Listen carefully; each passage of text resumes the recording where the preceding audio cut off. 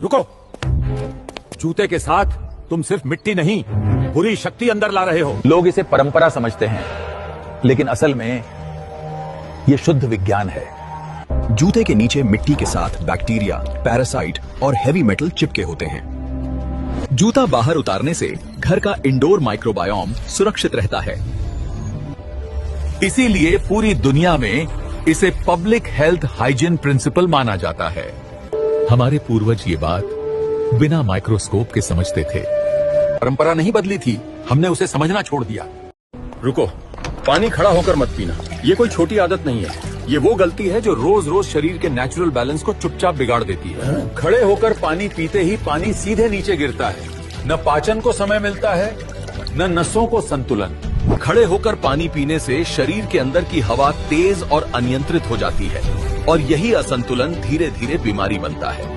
यही एक आदत घुटनों पर अतिरिक्त दबाव डालती है और किडनी को बिना जरूरत मेहनत करनी पड़ती है। जब तुम बैठकर पानी पीते हो तो पानी धीरे धीरे पचता है और हर अंग को उसका सही हिस्सा मिलता है। हजारों साल तक इंसान बैठकर ही पानी पीता था। उस समय कमर दर्द, घुटनों का दर्द आम नहीं था, क्योंकि तब जीवन में जल्दबाजी नहीं, अनुशासन और समझ थी। पानी वही था और शरीर भी वही था, लेकिन हमने डाइजेशन को खराब नहीं किया, हमने उसे बेहतर बनाया। रुको, नहाते समय पानी सीधा अपने सिर पर मत डालो। ये आपकी जिंदगी की सबसे बड़ी गलती हो सकती है और ब्रेन स्ट्रोक दे सकती है। साइंस के मुताबिक हमारे सिर का तापमान शरीर में सबसे ज्यादा होता है और पैरों का सबसे कम। हमारा दिमाग गर्मी के प्रति बहुत सेंसिटिव होता है। जब हम सीधा ठंडा पानी गर्म सिर पर डालते हैं तो थर्मल शॉक लगता है। दिमाग की बारीक नसें झटके से सिकुड़ जाती हैं, जिससे ब्लड प्रेशर बहुत तेजी से बढ़ता है। यही कारण है कि दुनिया भर में सबसे ज्यादा हार्ट अटैक्स और पैरालिसिस के केस बाथरूम के अंदर ही देखे जाते हैं। खासकर सर्दियों में ये गलती जानलेवा है।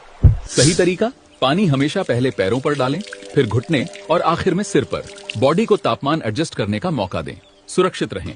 चाहे घर हो या गुरुकुल, क्या आपने कभी सोचा है कि हमारे यहाँ खाने के समय शोर मचाना क्यों मना था?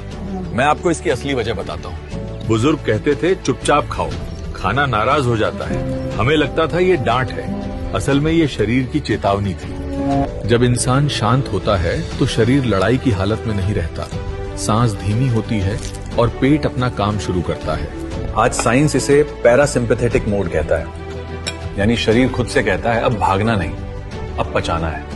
शोर में खाना, गुस्से में खाना और मोबाइल देखते हुए खाने से तो खाना पेट में जाता है पर पचता नहीं। शांत होकर खाया, खाना हल्का लगता था, नींद गहरी आती थी और दवा की जरूरत नहीं पड़ती थी। आज इसे माइंडफुल ईटिंग कहते हैं, लेकिन हमारे पुरखों ने इसे बस सम्मान से खाना कहा था।